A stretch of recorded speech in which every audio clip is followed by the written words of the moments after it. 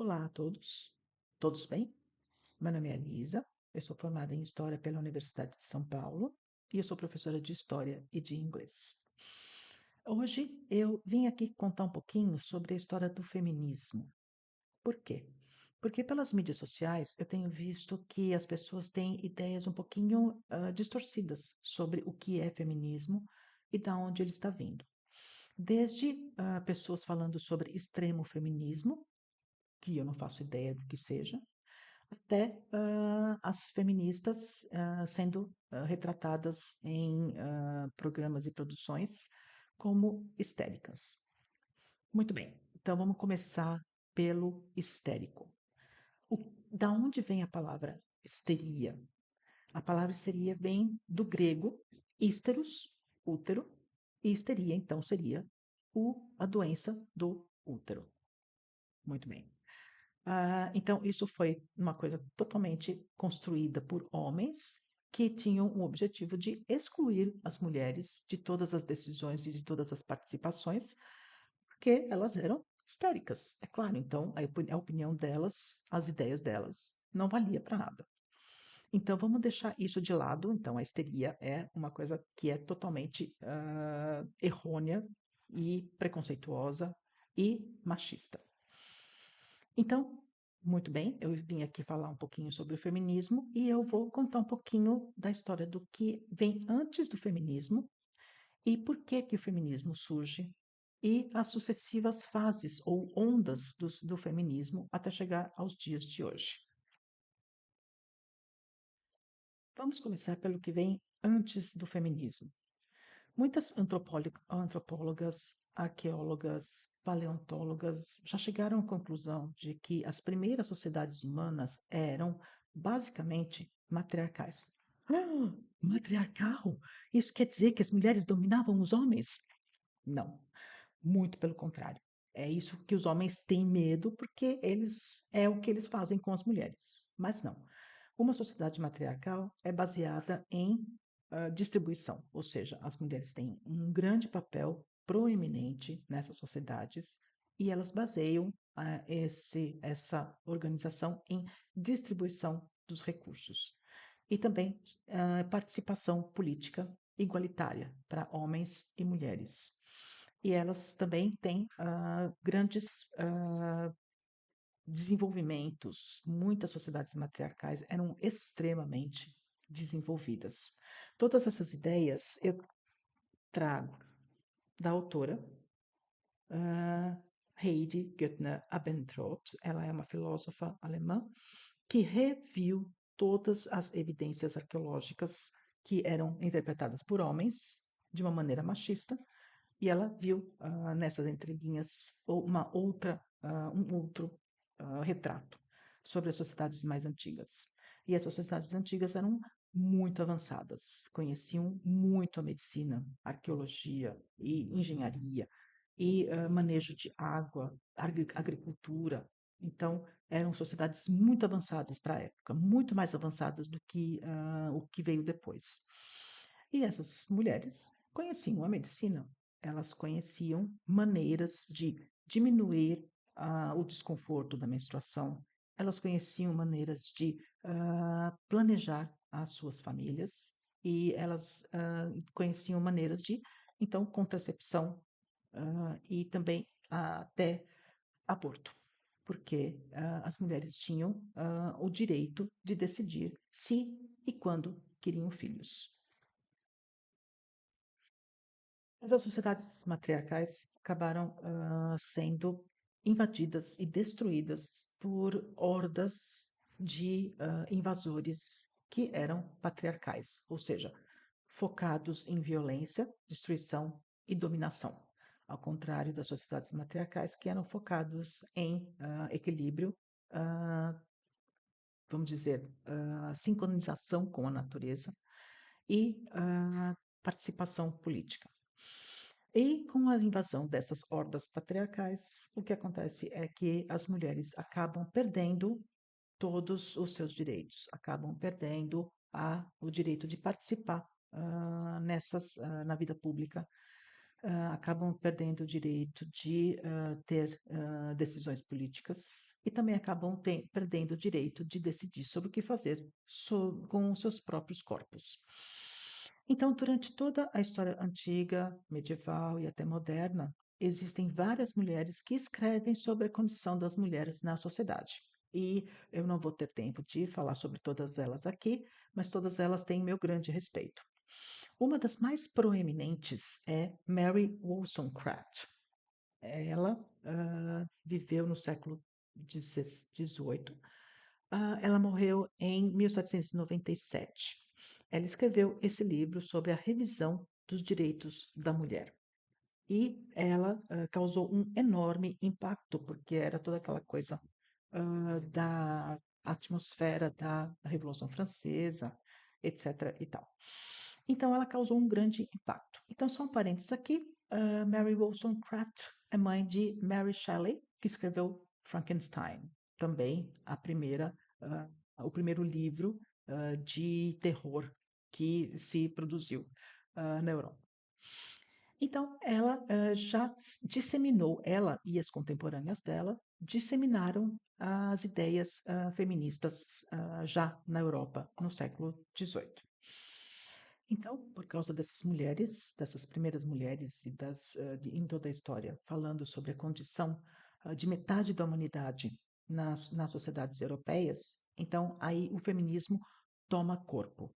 E então, aqui eu vou mostrar para vocês as várias ondas feministas que acontecem especialmente na Europa e também no Brasil. Então, nós temos a primeira onda, que vai do século XIX até mais ou menos 1960, a segunda onda, que vai mais ou menos de 1960 até 1980, a terceira onda, que vai de 80 até mais ou menos 2010, e a quarta onda, que é a nossa, que é o feminismo contemporâneo. Muito bem. Depois, não se esqueçam, eu vou postar todas essas fotos para vocês poderem se localizar. Então, a primeira onda feminista é aquela que toma consciência de que as mulheres não têm participação política. Então, como é que elas vão mudar a sua condição econômica, a sua condição social, se elas não têm como participar politicamente, sobre decidir o que acontece com elas politicamente. E é daí que surge, então, o movimento do voto feminino, que acontece em vários países. Foi um movimento e uma luta muito árdua. Todos os homens que tinham medo das mulheres participando na política pintavam essas mulheres como loucas, histéricas, e também eles tinham muito medo de que eles iam ter que tomar responsabilidade pelas coisas que eles faziam. Então, eles pintavam essas mulheres como loucas e histéricas e também como vadias. E é daí que a gente ainda tem hoje em dia a Marcha das Vadias. Então, eles denegriam essas mulheres para desmerecer, de novo, como sempre, as suas ideias.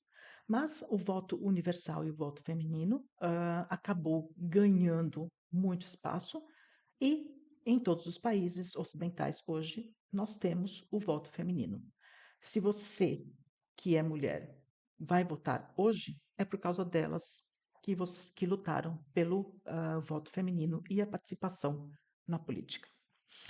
Muito bem, então, aqui outro parênteses, eu gostaria de falar também sobre uma das primeiras feministas brasileiras, que é a Nise Floresta Brasileira Augusta. Ela também escreveu livros sobre feminismo e ela viveu no século XIX. Então, só para dizer que aqui no Brasil nós também tivemos mulheres participando e pensando sobre a nossa condição também. Muito bem. Então, aqui temos um outro livro sobre as sufragetes. Então, a foto, que é uma foto que foi tirada na época, mostra bem a opressão o estabelecimento dos patriarcado sobre as mulheres que queriam ter um pouquinho mais de espaço na política. Certo. A segunda onda feminista é a onda em que as mulheres começam a incorporar esse voto feminino e elas também começam a tomar consciência, a perceber que elas não só eram excluídas da vida política, como também elas tinham uma enorme repressão sexual que pesava sobre a vida delas, imposta pelas sociedades patriarcais e ou machistas. Então, o foco da segunda leva feminista é, então, a emancipação do corpo. Então, as mulheres têm direito de escolher com, com quem, quantos e onde elas usufruem da atividade sexual. E junto com isso também os direitos reprodutivos. Elas querem ter filhos, não querem ter filhos, quantos filhos e quando. Então, esses são os direitos reprodutivos. Então, essa segunda leva feminista acaba focando nessa parte. E é uma leva que é muito famosa, porque são todos aqueles movimentos dos anos 60, os movimentos de 1968, e coincide também com o surgimento da pílula anticoncepcional, ou seja, elas já tinham com isso um instrumental de decidir quando, onde e como se reproduzir, e também como usufruir da sua sexualidade. Sendo assim, a gente vai para a terceira onda feminista, que incorpora outros elementos. Então, essa terceira onda feminista, que foi entre 1980 e 2010, acaba focando na condição de gênero e na questão das etnias. Ou seja, incluir não só mulheres brancas, mas mulheres negras, mulheres muçulmanas, mulheres asiáticas e em todos os contextos políticos e sociais de onde elas vêm. Então, isso é uma outra tomada de consciência, é uma outra forma das mulheres perceberem que elas também estavam sendo excluídas por causa da sua cor, por causa da sua procedência. Então, essa terceira leva feminina quer incluir todas as mulheres dentro do movimento feminista. Então, é isso que está acontecendo até agora. E também, dentro da segunda onda feminista, que eu esqueci de mostrar para vocês, nós temos uma filósofa importantíssima, que é Simone de Beauvoir. Ela escreveu um livro que causou também enorme impacto, chamado O Segundo Sexo. E as ideias dela ainda são muito válidas, são muito atuais e todas as feministas que merecem o nome de feministas conhecem e sabem do que se trata. Isso nos leva à quarta onda feminista, que é a nossa de hoje. Então, nós temos a quarta onda feminista, que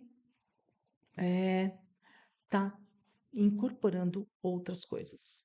Então, vamos lá. Expande o foco da terceira onda feminista e aí mais um pouquinho de interseccionalidade, ou seja, incluir ainda mais todas as etnias, todos os gêneros. Então, incluir não só as mulheres, mas também o lado LGBTQ+, porque todos os gêneros têm direito de ser livres, todos os gêneros têm direito de existir e têm direito de se expressar na mídia, na sociedade, no dia a dia. E, além disso, a gente tem nessa quarta onda de feminismo a questão de positividade corporal. Sou gorda, sou magra, sou branca, sou negra, sou rosa, que for. Você não precisa se exprimir em formatos patriarcais do corpo feminino. Você não precisa deixar a sociedade machista ditar que forma tem o seu corpo. Você pode ter o corpo que você quiser e você pode ser feliz com isso. Então, é a positividade corporal.